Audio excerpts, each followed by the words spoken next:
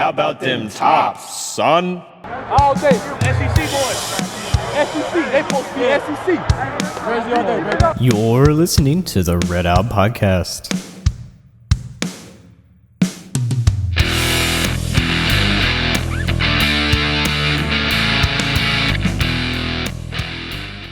Welcome into another Red Out Podcast. My name is Devin, and just coming at you all from the Red Out Studios this week.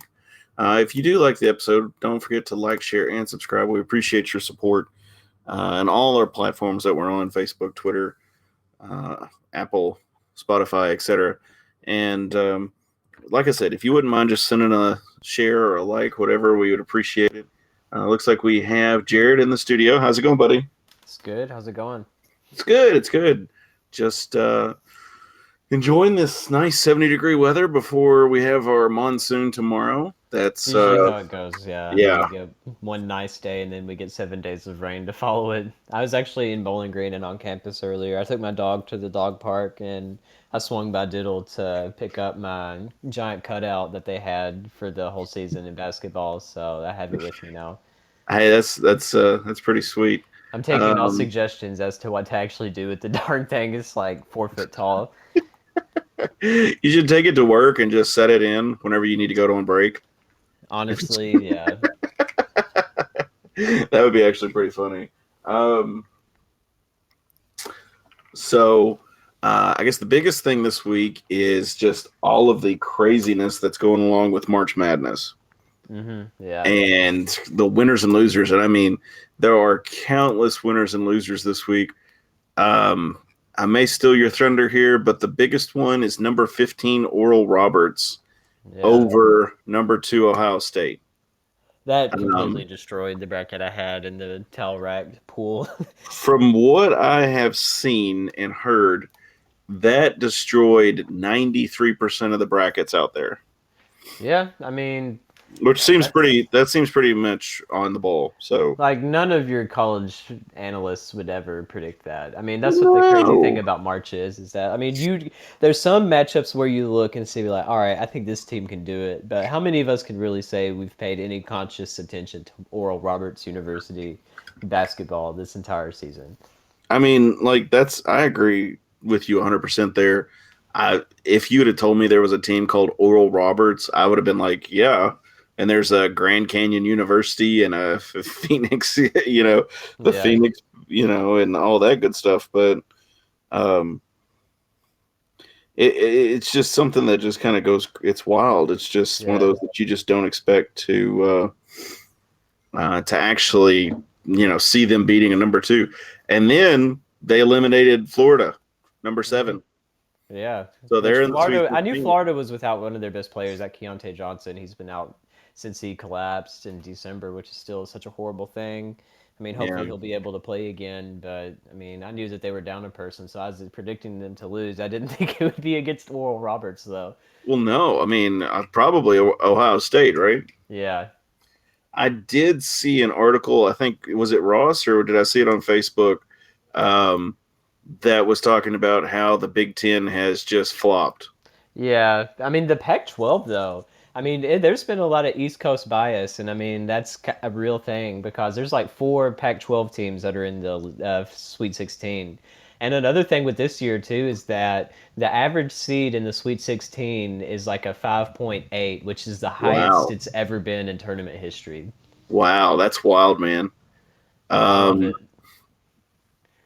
and go ahead. Another thing, I don't know if you were just about to say this, but the big one was North Texas winning. No, I hadn't got to the Mean Green yet. But yeah, North Texas. Who did they play? They beat Purdue. See, there's another Big Ten took off. Mm-hmm. I mean, that's just wild to me. It was in Indiana too. I don't think they played that in Mackey Arena. I don't think they would give them that type of partial treatment. But I mean, still, they probably had some fans there, so they still lost. I'm sure they had a majority of Purdue fans over North Texas fans there. Oh yeah. I don't think North Texas travels as well as some of the other Conference USA teams do. No. Yeah, that was North their Texas first win. First tournament win. And that's the sad part with that game is that could have been us. Yeah, and that's That's what I another tell myself. thing that we have to realize with our Conference USA competition too, is that a lot of them don't have much of a basketball history like we do. Like we go in the NCAA tournament, we're expecting to win at least one game. For a program like North Texas, that's their first one they've ever had. So I mean, it does kind of put things into perspective just how well we've Ugh. had it at our level. But at the same time, I mean, I definitely feel like that should have been us. Yeah, I completely think that should have been us. And I mean, it's just like Ross said last week, the competition in Conference USA. I mean, there's in football and basketball, you've got a couple of duds. You'll have a couple they're having a bad year. But for the most part, in both sports, it's pretty tight. It's Oh pretty yeah. tough. I mean, I think Conference USA, as bad as I hate to say this, is a good conference for Western at this point. Well, I mean, as much as I would love for us to go in the American, I mean, I still don't think that we have the draw for that. Because, I mean, our programs, I feel like we would talent wise be good enough for it, but just the reach and the size of Bowling Green, it doesn't really help us any looking at Houston's and Cincinnati's and all And the these other money, bigs. Yeah, just all the extra money. Yeah, I mean, it's literally what Conference USA was 10 years ago, which is the crazy thing about it. That American Conference came and started and poached all of the Conference USA teams that were really, really good at the time. But I just feel like we need the American Conference should be the American Conference. Is all I'm saying. I don't know if that's the redneck in me or they what. need to put Maine and Hawaii in the same conference. Yes, yes, we need to. I've been preaching this for years. The Big East needs to call Hawaii and get them in there. They'll Um, compete. but some of the other big upsets around the March Madness tournament this year is number 11 Syracuse took down number 6 San Diego State, which that's not that big of an upset. See, that's not surprising because Boeheim is still incredible. And also, his son has been getting buckets. Like, this is one of the rare instances in college basketball where the coach's son is like the star player. He's been Cool. getting really good, really, really, really good performances these past few games. I mean, and that's good. I mean, like I said, it's not that big a deal for me as far as 11 versus a 6 seed. But then you have Syracuse, who won over number 3 West Virginia on Sunday. Hmm. So then that's a 3 over an 11 or 11 over a 3, which again, I had that one though. I did actually did you? have that on my That's bracket. good. Just for the Yeah, fact that I know that Boeheim is an incredible coach. If you look at his legacy that he's had at Syracuse, and I knew that they were getting hot at the right time. Like usually you don't bet against Boeheim in the NCAA tournament, at least in those first few rounds. I had a funny feeling they'd make a run, and sure enough, his son has kind of been shooting lights out. yeah. Um, okay, so I am going to definitely have to go to Oregon State's merch Oh yeah, store. the I'm Beavers. sorry. Yes, the Beavers. And I've got to find me some Oregon State merch because I think it's great. They ended up beating number 5 Tennessee, which good job. Hmm. Sorry for those of you who are Tennessee fans, but growing up on the border, you were either one side or the other, and Yeah. I've always Amen. loathed Tennessee. Same. Um, and then they beat number 4 Oklahoma State, so they took down old Rocky Top, and then they took down the Cowboys at Oklahoma State to move on to the Sweet 16. So It's a lot that's of orange in that bracket. so that's a 15, an 11, and a 12 so far. And then number 13, Ohio, ended up beating Virginia and the Cavaliers in the first Hmm. round, which is wild. I want to test your memory though, real quick. Oh my gosh. Can you name the? There's only been two 15 seeds in the Sweet 16 before. Oral Roberts is one of them this year. Do you remember who the other one was? I would say I don't remember what seed Loyola Chicago was. What seed were they Oh last year? no. The last time they were in the tournament, they were only like an 11 seed. Oh, were they really? Okay. Yeah. So no, I have no idea. What do you got? You don't remember Dunk City, Florida Gulf Coast. They Ah, were no. incredible. Like Yeah. literally came out of nowhere, and they were just dunking on all of these teams. Like everybody, everyone Yeah. was dunking on them. It was incredible. Now that you say that, I'm like, but yeah, you're right. Um, yeah, that was a fun team to watch though. Oh yeah. Yeah, you can hear Abby kind of get her. She's into that Velociraptor squeal phase, so Oh, nice. you'll hear one of those high pitched things that your dogs will be looking at the podcast, going, "What's going on?" Oh, yeah. But then let's see. Uh, okay, so all right, sorry, I'm trying to skim as I'm talking here. So Ohio ended up, I guess they beat number 5 Creighton too. Who? Oh, no, Creighton won that one. They're a Creighton Sweet won that one. 16. Yeah. Okay, so and then Maryland, UCLA, and Abilene Christian are still in it. Maybe I don't Well, know. no, UCLA is. And Abilene Christian didn't get past the other round. They did beat Texas though, and that's one of the things that I've loved about this tournament is seeing all of these small schools like that beat their in-state rivals. Like I don't know if Texas would ever schedule them, but they're definitely not going to now. Well, see, that's what I told Jake. We were texting the other day, and I'm just like, I I just feel like there's going to be enough complaint about this that um, there may be an asterisk against this. I don't know. I hate for there to be, but They you still know, this part won. of it, They still won on a neutral court. That's all that should matter. that's I completely agree. Um, And there was only one team that had to drop out of the NCAA tournament. That was VCU. So you can't really put much of an asterisk on this year's tournament because all of the teams that were actually able to qualify, except for VCU, have ended up playing. okay, so let me see if I can get some of the results for the um, the NIT tournament so far. Um, okay, so La Tech ended up beating Mississippi, so we've got La Tech in the next round. Yep. Obviously, that's tomorrow. Most of you already know this, so that's why I'm just kind of shooting over this real quick. We'll kind of do an analysis here in just a second. Um, okay. This is okay. Dang it. All right, let me back up. So NC State beat Davidson, I think. Yes, they beat Davidson. So NC State's going on. Colorado State beat Buffalo by 2. We got Memphis downing Dayton by 9 points, 71-60. Boise State beat SMU. And, of course, I've got to – let me see if I can – let me see if this little link here will show me the results. Oh, okay, great. This is awesome. It's updated. Okay. So Colorado State's going to be playing NC State. And then Boise State is going to be playing against Memphis. And those are both on the 25th. So that's tomorrow night. Or tomorrow night. Yeah, 7 p.m. I can't read that one because it's too small. Don't get old. Mississippi State is playing Richmond. And that looks like it's going to be tomorrow at like 6 p.m. I think that's what that says. Maybe. Like I said, like the way they've got it, I can't read the little thing. And then Richmond, and then of course Western's going to play Louisiana Tech, which that's such a bunch of bull. Why couldn't we get the other Conference USA team on the other side of the bracket, right? Yeah, I mean, it's not preferable, but the same thing with the tournament is that it's not preferable. I mean, it just is what Yeah, it is. I mean, it's just getting postseason reps for your younger guys. That's all that it really is at this point. And just but maybe another additional year on one of our banners in Diddle Arena about the NIT tournament if we were to somehow make the Final Four again. But I don't know if there'll be an asterisk next to that this year because, I mean, we're already in the Elite Eight. I mean, there's yeah, only 16 teams to begin with, so I don't know what they're going to do about that. but like, were you surprised that La Tech beat Ole Miss?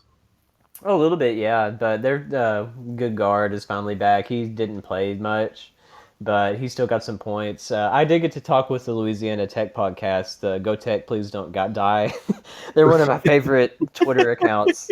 Like they're basically the Louisiana Tech version of the Towel Rack. They're great. I enjoyed talking with them. So their podcast is Go Tech. Go Tech, please don't die. Okay. I was like, oh my gosh, tell me that's not the name. Please don't die. Hmm.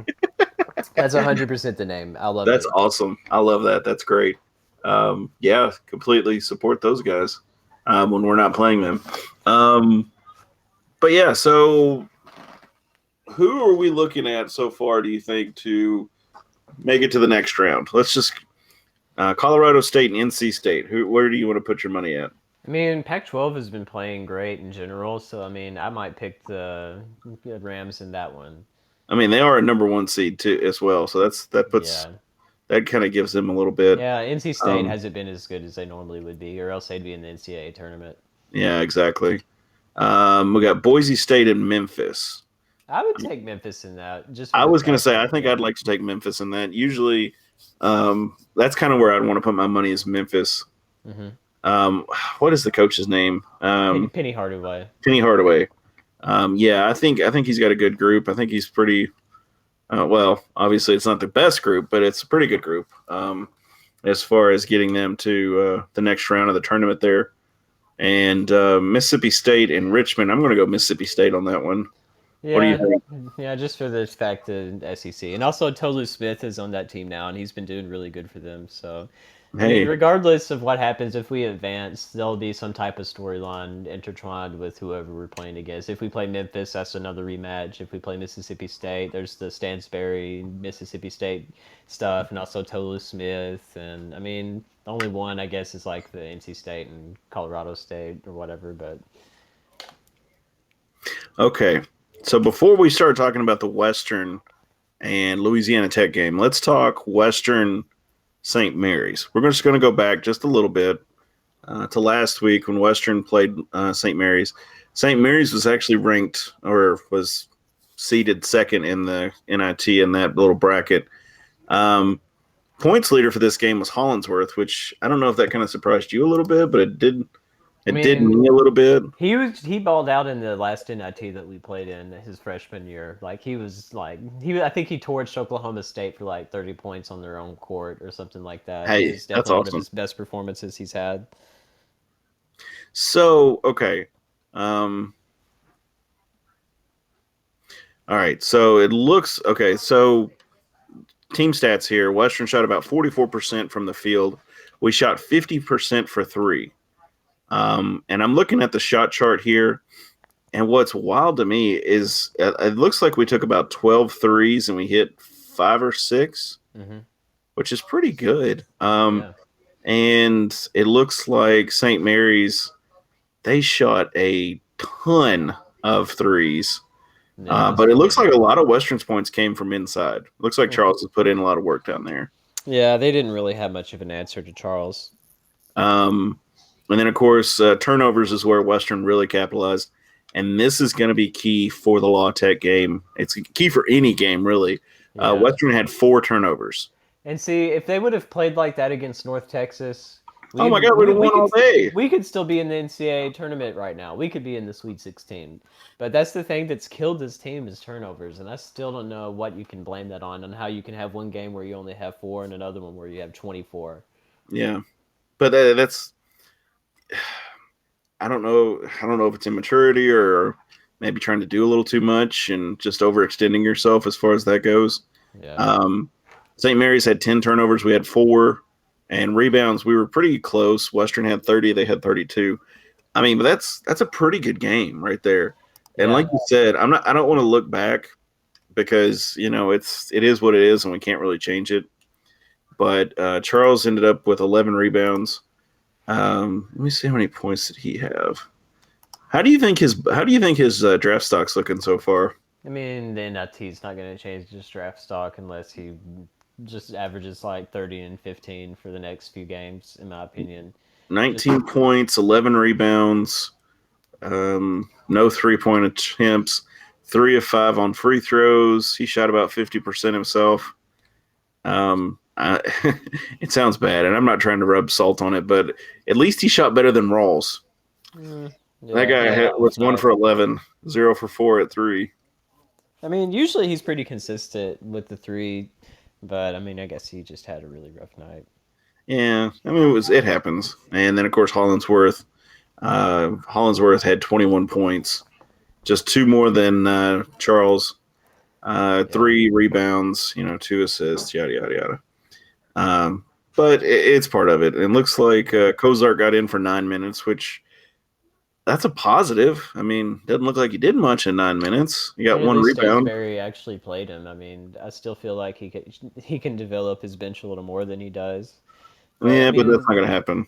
yeah, I mean, this was a good game, but we still should have kept our foot on the gas because St. Mary's did come back. I think we had like a 13-point lead through most of the game, or some type of double-digit lead, and St. Mary's was still able to claw their way back into it late. I thought we were going to end up choking it for a minute, but thankfully Hollingsworth, he had some game-winning free throws, and they missed all of their free throws when they needed to. St. Mary's did, so we were able to pull it off, but it was still a little too close for comfort. It looks like at one point we were up by 9.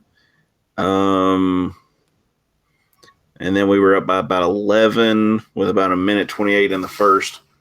But I can't find anything higher than 11 points right now. Okay, it may have been 11. It was something. No, like it's all good. But I mean, like you said, and then right at about 3 minutes before, or 3 minutes till the end of the game in the second half, they started pulling back.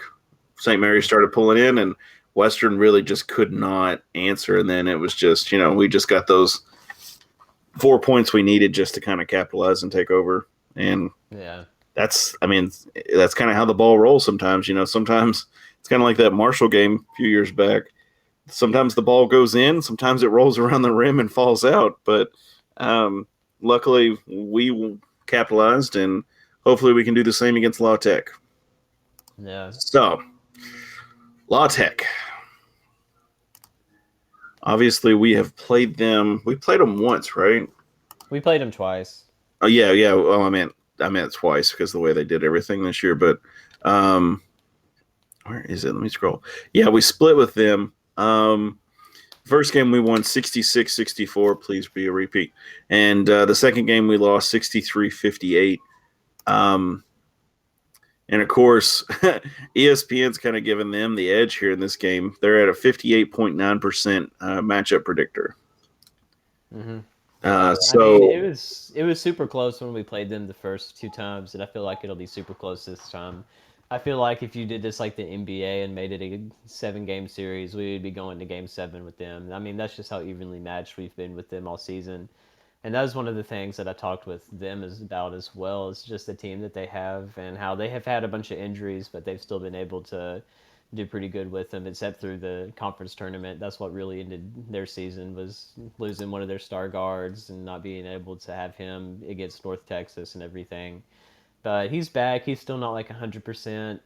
But, I mean, on the inside, the biggest threat they have is that freshman, that Kenneth Lofton Jr. He got Freshman of the Year in Conference USA.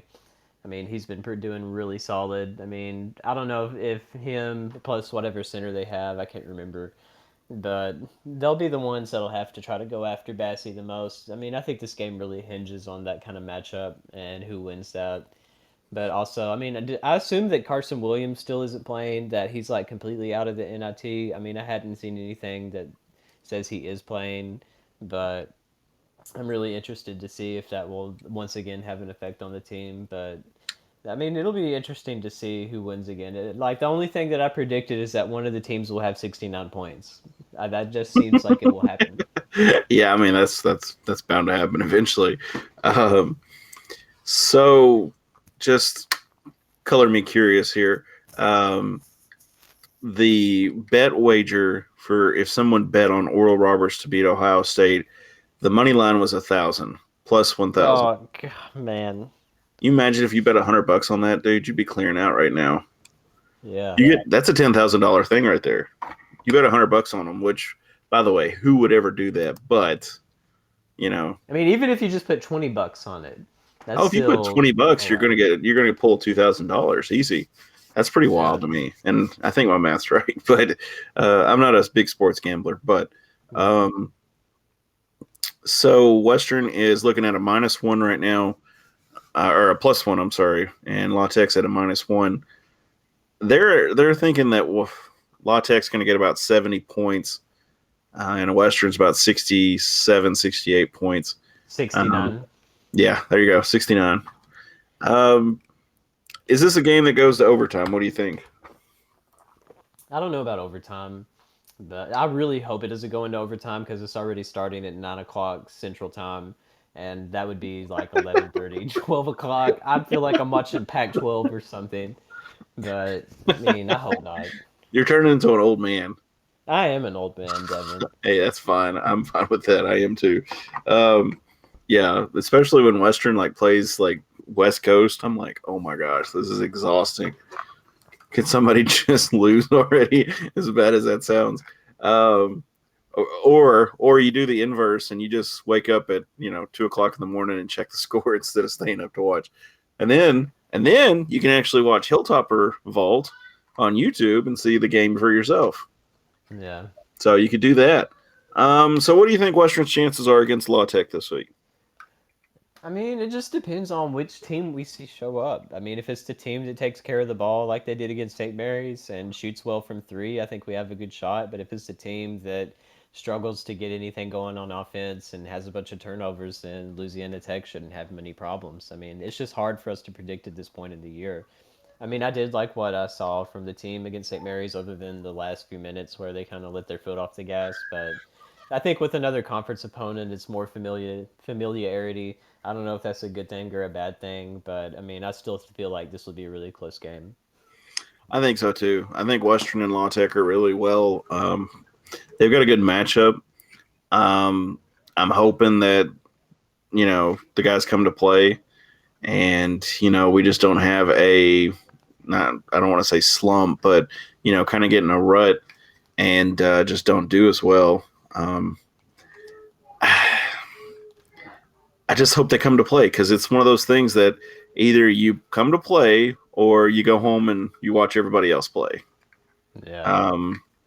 So we didn't make it to the big dance, but we're at the junior high dance here. So we just have to, we just got to make it work. And Yeah, I mean, you still want to try to win as many games as you can, regardless of which tournament you're in. yeah, And I think exactly. and with the field of the NIT this year, I mean, I feel like we could win the whole thing if it's the same team that beat St. Mary's and played really well. I think we would have a really good shot against. If we beat La Tech, we're probably going to be playing Mississippi State next round, Which that's always fun. and then okay, then it would probably be Memphis. I'm going to say in the finals. Is that safe to say? Yeah, and that is the team we've already beaten this year. Yeah. So we could. So I yeah, I mean, mean theoretically, that's the whole Western thing could with go all this the way. tournament. Yeah, I mean, we could beat any of these teams. I mean, we beat the SEC champion. We shouldn't struggle with Mississippi State. I mean, we already beat Memphis once, and I mean, all these other teams are either really good mid majors or really off-year ACC teams. So, I mean, I feel like that wouldn't cause us many issues. So, excuse me. So, question: If let's just say hypothetically speaking, because I think I saw this on the Facebook basketball group. Hypothetically speaking, if you could take away a Big Ten team and put them in, take away a Big Ten team, put Western into the NCAA tournament, who would you take out? I mean, it's hard to say just for the fact that the Big Ten, I mean, the reason why there's so many teams is because, I mean, they are the bigger name conferences, so, I mean, they have the money in their pocket as well. But also, I mean, they do play each other a lot, and say Michigan might have an off night against, like, a Wisconsin or something, and Wisconsin win. Well, the fact that they beat Michigan that one time is going to strengthen their net ranking, and also just their strength of schedule is so much higher than any of ours could ever be. So, Yeah, I mean, that really messes with the seeding. Like, if you take away one of the teams that was a like 2 or 3 seed, like I don't think you could put a mid major into that same spot and then be well. I mean, except for like a Gonzaga or something or Houston. Like both of them have been pretty solid. yeah. I But mean, I mean, I do feel like there's too much bias for the big schools. But I mean, that's what makes March so good is that all these Big Ten schools get in, and then half of them fall out in the first round, and then after that, even more of them fall out in the Sweet 16. I think there's only like 2 or 3 of them left at most. and that's my thing though is I don't like seeing the. I don't like to see the legacy teams kind of get in. They have an off year and they still get in, and it's like, you know what I'm I mean, saying? that would you could say that about Syracuse and UCLA, and both of them were 11 seeds, and both of them are now in the Sweet 16. So, I mean, shows. Yeah, but But that's my see, thing is I don't think some of those this should this get is in though because of that. like this is my thing. If there's ever like a school like Michigan State, UCLA, Syracuse, like usually those are like 1 to 4 seeds in the NCAA tournament when they're really good. But when they're like an 8 through 11 seed, that's when you pick them to win because they still have really good talented players and also, I mean, in most cases, really good coaches. Like, I mean, Syracuse has Boeheim, UCLA has Mitch Cronin. So, I mean, they do have these high profile coaches that have coached at a high level. So, I mean, it's not really as surprising when it's like an upset, but it's still a Power Five school. Like, I usually get those right just because. But, I mean, I still feel like its team maybe like us could have gotten in. I mean, now that North Texas did what they did, I hope that helps Conference USA next conference tournament. I mean, we still have to win the games that we need to. Like, we still shouldn't have lost to Charlotte. We still should have beaten Old Dominion, and we still really should have just gotten an automatic bid and beaten North Texas. But that's the thing with our schedules. I mean, we need to get as much high-profile teams as we can just to have a good strength of schedule. Because once we get to Conference USA, I mean, the FIUs and MTSUs and teams like that are what weighs it down. And I mean, Belmont's the perfect example. They were like 24-1 on the entire season, or 24-2, something like that. They may have lost like 1 or 2 games, and they didn't even get into NIT. And the only reason was because of that is because they didn't play anybody. Like they don't Yeah. schedule any good teams. I mean, you have to schedule good teams in order to have any at-large consideration. And that's one thing that I love about Western is that Stansberry and Todd Stewart both know that's what you have to do, and they've done it. I mean, we've played Arkansas, Alabama, Wisconsin. We've beat all of them. I mean, it's going to be hard for us to find good competition with the rate that we're going, beating all of these good teams. So, I mean, it'll be interesting to see what they do moving forward. I do think it. I always think it's fun with Western because, like you said, Todd gets those. For instance, pulling out Houston. I mean, literally, kind of pulling that out of his bum. That was just fun, you know. I mean, It even though was. we I just did wish we lose that, played better. Yeah, it was yeah, I bad. did too. I mean, looking back, you know, there's a lot of things you'd want to change, but still, like to pull that game out of his, you know, wherever, was still awesome. I mean, that just came out of left field. You know, we were expecting, well, the guys ain't going to be doing much, blah blah blah blah blah, and he pulls this out, and you're just like, really? You know, you're like number 12 at the time, Houston. All right, let's do this. And I mean, yeah, you just wish the guys had a game against Houston, but Mhm. you can't The change the best past. thing, So the best thing that Western can do, if they can't get like Power Five competition like SEC, Big Ten, Big 12, or whatever, if they can't get those kind of teams to play, that's when you need to go after the Big East and the ACC, the AAC, American Athletic, and also the Atlantic 10. Like a series against VCU would be good. I mean, in the Big East, I want to see us play either Xavier or Butler or somebody like that. Those are close teams. Those are good teams usually. I mean, that would be a great series to have. And of course, like in the American, play Cincinnati or Memphis again. We could have like a home and home with them. I mean, there's a lot of regional schools around the area that are in the American. So, I mean, that's something to consider too, is like just find the best programs that you can, even if it's like Big East. I mean, Big East is still a really good conference. So, I mean, I would love to see us go after some more schools in that conference. I agree. I mean, and bigger and closer to home schools, you know? Like if we played Butler, I mean, you'd be going to Hinkle Fieldhouse, which that's one of the things that I've loved about watching the NCAA tournament is seeing games there, and all of the announcers are just like raving about the place, the entire broadcast. I don't know if you've watched one from there yet, but I mean, it is No, I one of haven't the not yet. it is one of the mother churches of college basketball. It was built in the 20s. It was like the first huge basketball for college and stuff arena, and I mean it has that awesome look to it. And the thing is, it's only just a 3-hour drive up 65 from Bowling Green. I mean that's Yeah, that's very not. doable. You Yeah, can do that in a day. I mean I've done that before. I've driven up there and driven back in a day. And I mean, stuff like that would be good. And I mean, Xavier, I mean, that's still close. Cincinnati, all of those. I mean, those are good programs and those are close opponents too. So I think that's what we need to go after.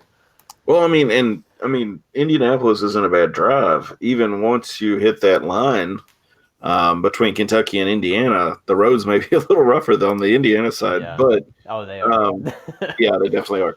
And there may be small children who got lost in those potholes, but it's not a Probably. bad. It's not a bad spot. It's not a bad. It's not a bad drive. I had to do it for my clinicals for um, undertaker school for Hmm. mortuary school.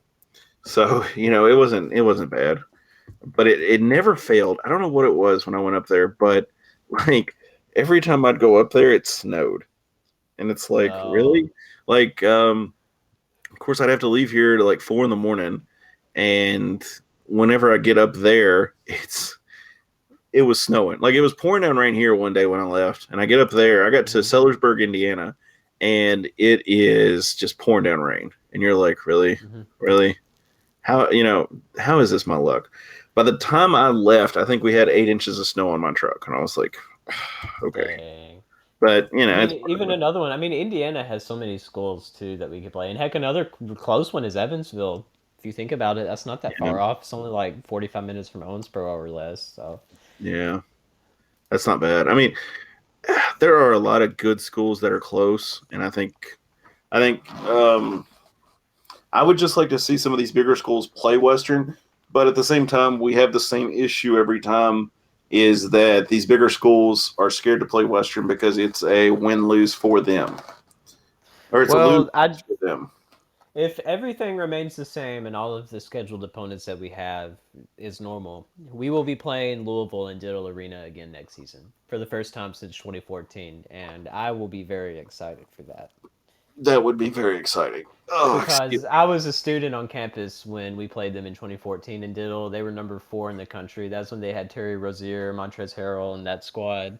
And that was the most fun environment I'd ever been in for sports all time. you Like, just that gotta topped love that. everything.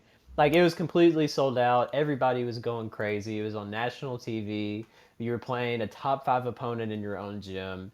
Like, nothing is better than that. I mean, we lost by 9 points, but I mean, it was still such a fun environment to be in. Like, I think that we had a 3 pointer from TJ Price that put us up by 3. Is like really early in the game. Is like 7-3. But when we had that lead, even if it was just for a split second, it was absolutely ballistic in there. And I would love to see that happen again, especially after just this COVID year that we've had, and I didn't even get to go to any home games, which sucked. But just to be able to have a big environment like that again on the other side of this, I really want to see that happen.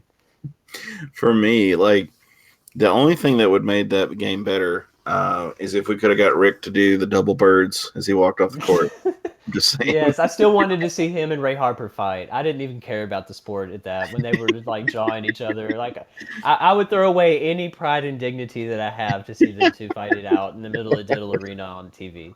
That would have That would been have been worth it to me. that would have been worth it. That'd have been funny. I did see where the team where is he at now? Do you remember? Patino? Yes.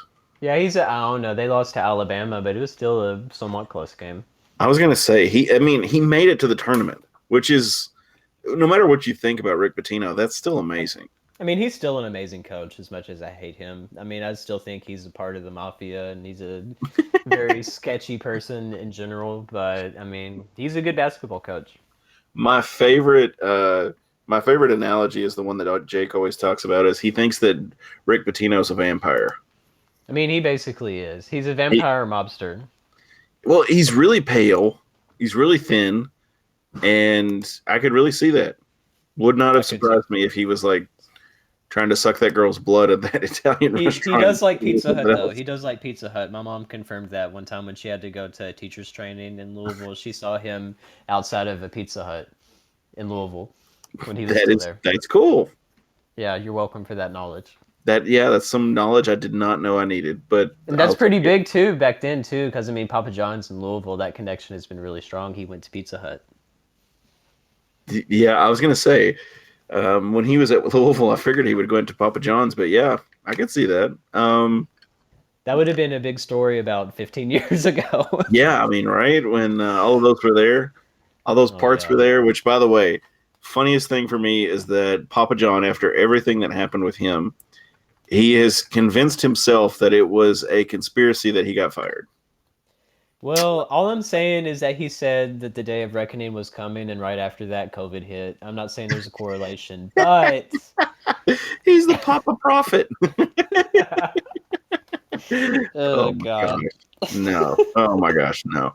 Um, so I have not done my homework, but what is the biggest upset that you can remember in your lifetime?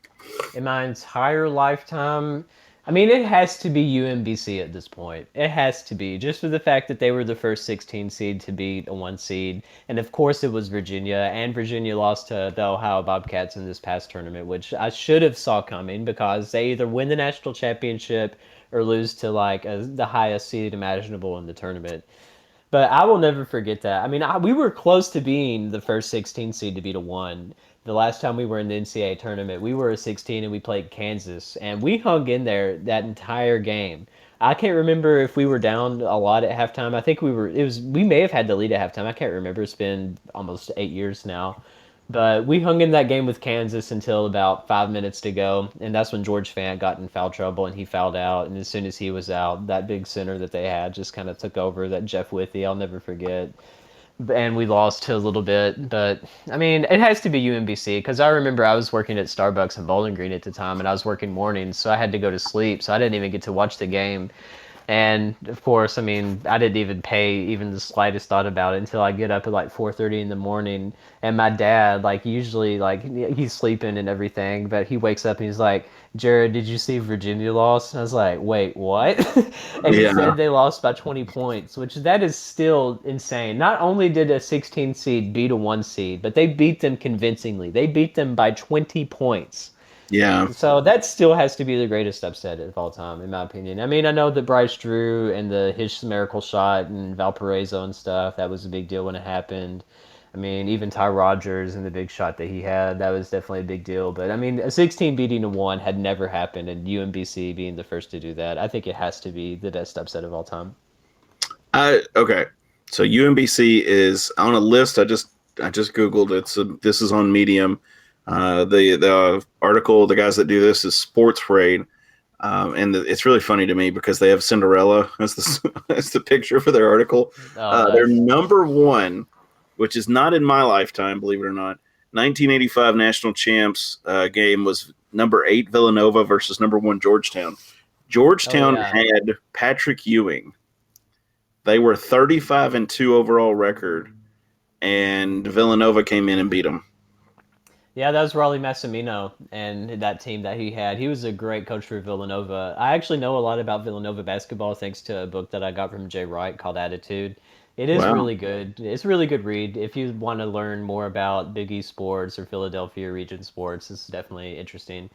But yeah, that entire team that they had, I mean, they just caught fire at the right time. I mean, they were still a pretty solid team, but I mean, to be able to beat Georgetown like that, I mean, it's been a while since I read the book. I know he talked about it and everything, but yeah, it They was definitely a big deal. they ended up beating Michigan, North Carolina, and Memphis, which was respectively Michigan was a number 1 seed, North Carolina was a 2, and Memphis was a 2 seed as well. That's wild, Yeah, dude. it's That is impressive. wild. And like you said, UMBC. I hate to even mention this one.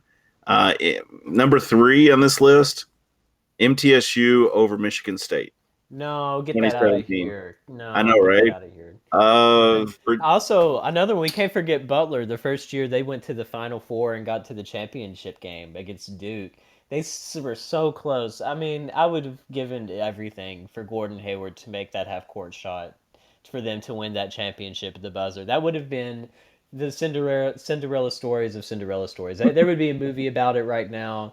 Like, I don't even know what the purpose of having a tournament after that would be. It would just be too perfect and picturesque for it to actually exist, which is why it didn't happen. But I mean, that entire team they had, I can't remember what seed they were going into that championship game, but that was a big deal because none of us knew Butler at that time. Like, the only reason I had known about him is from my family in Indianapolis. Like, I knew that it was in Indy, and that was about it. But that was a big one. And then doing it again the next year is still one of the craziest things I've ever seen a mid-major team do in basketball. Because they were a true mid-major at the time. They were still in the Horizon League. and went to 2 back-to-back national championships. So imagine another team in that conference being able to say they've done the same thing in the 21st century. Yeah. But on this list, on this article, your Florida Gulf Coast is number 11, which is Yeah, really that's funny to good. me. What was number 2? Number 2 was the one I read. Well, number 2 is the UMBC versus Virginia. Yeah, Number yeah. It 3 is should be the number Mutts. 1.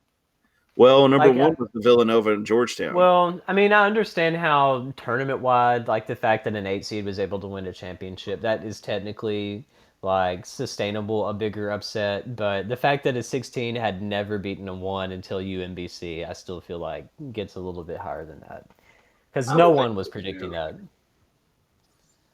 I would think so too. I would think that it would, you would think that would be higher. But, and then of course the Mutts beating Michigan State is the third, which, Boo. ugh, ugh.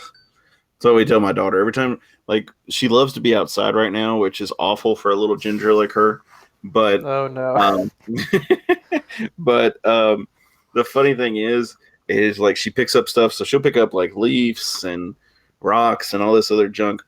And every time she picks up something, we just go, yeah, yeah. And she goes, yeah, yeah, yeah. No, nice. Yeah. So, but yeah, I think, okay. So my biggest upset, I'm going to go football wise. And for me, the biggest one I think was Appalachian State. Oh, beating Michigan, yeah. I mean, Yes. football-wise, that's the biggest upset. Yeah, The I App agree. State Mountaineers beating the Michigan Wolverines in 2007. We were going on a football trip, and I don't even remember who we were supposed to play in '07. I think it was Probably Florida. Alabama. It may have been Florida. You may be right. Yeah, because we played Georgia in '06, so yeah, it would have been Florida. And that was like the fuel. That's what everybody, oh, if App State can beat them, then we can beat Florida, blah, blah, blah. And it was like, okay, yeah, sure. Whatever you say. Um, Easier the said than done. Yeah, yeah.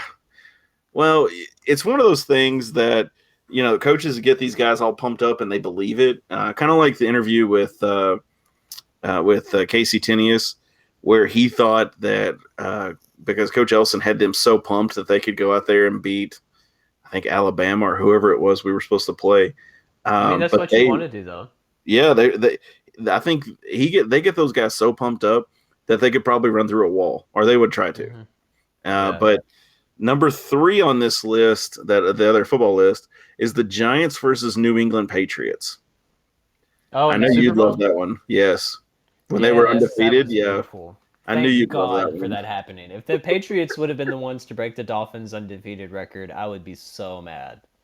I think, and another one of my favorite upsets of all time. Who was that guy? I got to Google this now. The guy that fought Mike Tyson and beat Oh, him. yeah. I know who you're talking about. I can't remember. I don't understand. I ain't talking to you, Google. um, I cannot remember who, but it was such a great story. Also, the Um, Miracle on Ice, would you consider that an upset, too? yeah, for the time, yeah. Because I think those guys should have won, but it was everything around it. It was kind of like its own little Rocky story, you Yeah. know. Um, I mean, it's I just mean, Karate Kid beating Cobra Kai and all of that. I mean, oh, that that was an was illegal hit. So. Sweep the leg. Sweep the leg, Johnny. Which, by the way, for those of you who have Netflix or whatever, you need to watch Cobra Kai. That show is so much fun. If you haven't seen it, Yeah, I haven't seen it. go watch it. It's really funny. Um, if you think Johnny is basically a character who has been pulled from the '80s, it's almost like he's like a person out of time. It's just so funny. You got to watch it. I can't even recreate it because he doesn't even know how to use a laptop, and you really want to be Yeah, like, dude, how do you not know how to use the laptop? sure.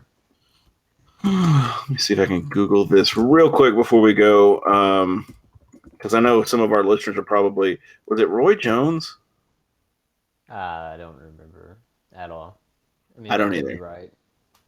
No, Yeah, that one dude beating Mike Tyson. Yeah, we'll go with that. Okay, for our listeners who know, Also, message me. for the WWE people out there, the Undertaker losing in WrestleMania still breaks my heart. That still is something that should have never happened, and I don't know why they did that. Well, that really wasn't. But anyway, it's all fake. Well, I mean, shut up, Devin. Someone's gonna come to your house and beat you up if you say Yeah. that.